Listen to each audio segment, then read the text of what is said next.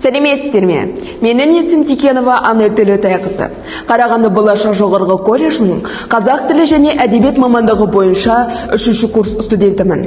Сонымен қатар жігер студенттік парламентінің президентімін. Қазақстан Республикасының колледждері арасында ұйымдастырылған топ 100 студент байқауының жеңімпазымын.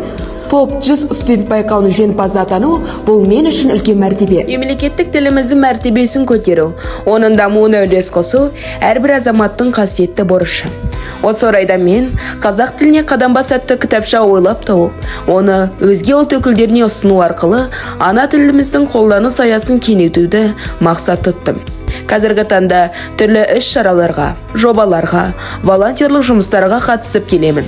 Нәтижесінде облыстық республикалық жарыстардың бірнеше дүркін жеңімпазы. Егер де сіз биікті бағындырғыңыз келсе, өз жолыңызда тапқыңыз келсе, болашақ сізді күтеді.